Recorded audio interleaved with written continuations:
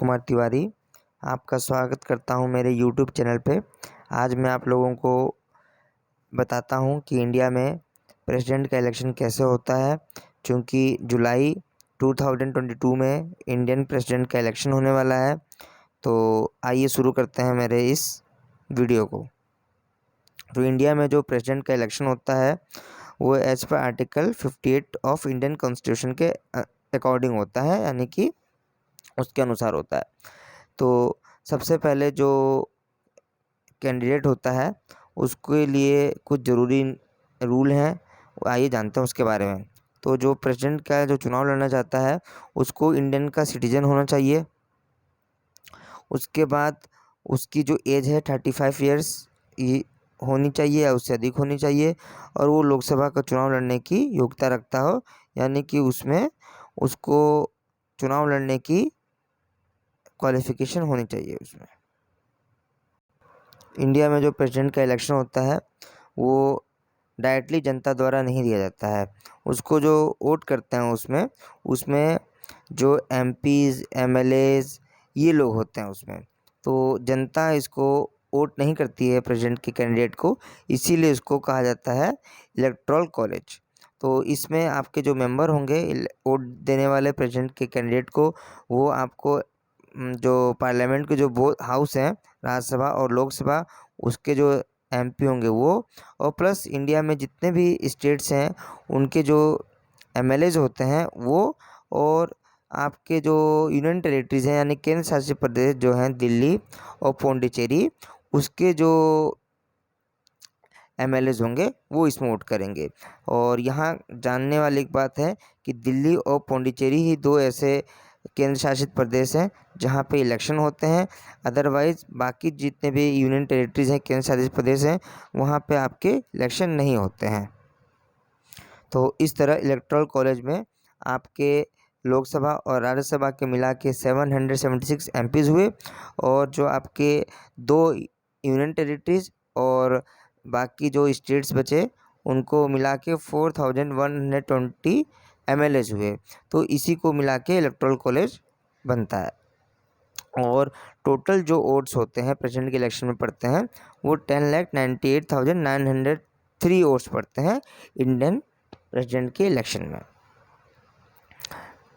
तो इसमें जो आपको एक चीज़ और जानने वाली है कि जो इलेक्शन का प्रेसिडेंट का जो इलेक्शन होता है वो किस तरह से होगा, ये आपको आर्टिकल 55 ऑफ कॉन्स्टिट्यूशन बताया गया इंडिया में। तो उसके अनुसार जो कैंडिडेट होता है उसके जो प्रपोजर होते हैं वो 50 प्रपोजर होने चाहिए, यानी कि प्रस्तावक होने चाहिए, और 50 ही उसके अनुमोदक होने चाहिए, तभी वो एलिजिबल होगा प्रेसिडेंट का इलेक्शन लड़ने के लिए। अब आइए जानते हैं कि जो स्टेट्स हैं उनके एमएलए जो होते हैं उनके वोट्स कैसे निकाले जाएंगे और उनकी क्या वैल्यू होगी। तो सबसे पहले जिस स्टेट का हम निकालेंगे उस स्टेट की वोट की वैल्यू प्रेसिडेंट के इलेक्शन में, तो उसकी टोटल पॉपुलेशन लेंगे, उसको हम डिवाइड करेंगे नंबर ऑफ़ इलेक्टेड मेंबर्स, यानी कि उस स्टेट में कितने मेंबर यानी कितने विधानसभा सीटें हैं जिस पे चुनाव लड़ा जाता है, और उसको डिवाइड करने के बाद 1000 से मल्टीप्लाई करेंगे तो वो आपकी वैल्यू आ जाएगी उस स्टेट के वोट किसकी, उस एमएलएस की। तो इसी तरह जब हर स्टेट का आप निकालेंगे और यूनियन टेरिटरी का, तो टोटल जो वोट्स आएंगे वो आएंगे आपके 5,49,495। इस तरह से आप पूरे स्टेट्स के प्रेसिडेंट इलेक्शन में पड़ने वाले वोट को जान पाएंगे। और यहाँ ध्यान देने वाली एक बात और है कि जो आपको कंस्टिट्यूंसी साइज है, यानी कि जो आप पॉपुलेशन लेंगे वो 1971 के सेंसस के अकॉर्डिंग लेंगे, यानी कि 1971 की जनगणना के अनुसार लेंगे उसमें। अब आइए जानते हैं जो एमपी होते हैं उनकी वोट की वैल्यू कैसे निकाली जाएगी। तो उसके लिए आपकी जो एमएलए की वोट की वैल्यू आई पूरे स्टेट्स की और यूनियन टेरिटरी की, उसको डिवाइड करेंगे जो इतने भी लोकसभा और राज्यसभा में जितने सांसद हैं उनके टोटल से, यानी कि देखिए यहाँ पे आपके लोकसभा में 543 मेंबर्स हैं और राज्यसभा में 233 मेंबर्स हैं। तो टोटल जो आपके एमपी हुए वो हुए 776 और टोटल जो आपकी वैल्यू है एमएलएस की वोट की वो है 5,49,495। तो एक वोट को निकालने के लिए आपको डिवाइड करना पड़ेगा 776 से, तो ये आ गया 708। तो यानी कि टोटल जो वैल्यू आएगी पार्लियामेंट के जो मेंबर्स हैं उनकी वोट की, तो 776 मेंबर हो गए, इनटू करेंगे 708 से, तो यानी कि टोटल वैल्यू आ गई 5,49,408। तो एक तरह से अब टेबल में देख लेते हैं उसको। तो लोकसभा में आपके 543 मेंबर्स हैं और एक वोट की वैल्यू आई 708। तो टोटल वहाँ पे आपके वोट्स जो हैं वो लोकसभा में हुए 3,84,444 और राज्यसभा में मेंबर हैं 233 और वहाँ पे एक वोट की वैल्यू है 708। तो टोटल आपकी वैल्यू जो आई राज्यसभा की 1,64,964, यानी कि टोटल जो लोकसभा और राज्यसभा के 776 जो मेंबर्स की जो वोट की वैल्यू हुई प्रेसिडेंट इलेक्शन में वही 5,49,408।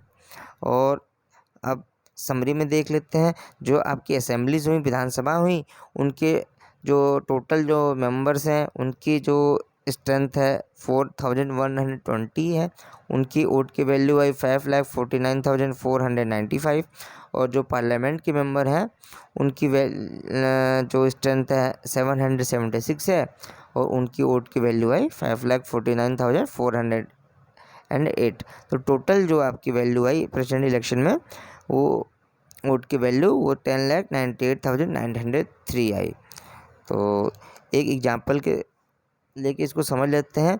यूपी में अभी इलेक्शन हुए हैं और यहाँ पे टोटल जो इलेक्शन लड़े गए हैं वो 403 सीट्स पे हुए हैं, 403 सीटों पे हुए हैं और 1971 की जनगणना के अनुसार वहाँ की पॉपुलेशन थी 8,38,49,905। तो इस पॉपुलेशन को डिवाइड करेंगे 403 से, इंटू करेंगे 1000 से, तो आपकी एक एमएलए की वैल्यू आ गई वोट की 208। तो टोटल वहाँ पे 403 सीट्स हैं। तो टोटल जो उस यूपी जो हमारा स्टेट है उसकी वैल्यू आ गई 83,824। तो इस तरह से यहाँ पे आपके सामने यूपी की वैल्यू है वोट्स की प्रेसिडेंट के इलेक्शन में। इसी तरह आप जिस स्टेट का चाहें उसका निकाल सकते हैं और वैल्यू को टोटल करेंगे तो ये 5,49,495 आ जाएगी। तो आशा करते हैं कि मेरी ये वीडियो आपको पसंद आई होगी और मैं आपको आगे भी मिलूँगा अपनी इस YouTube चैनल पे। तब तक के लिए जय हिंद और मेरी इस वीडियो को लाइक करिएगा, सब्सक्राइब करिएगा।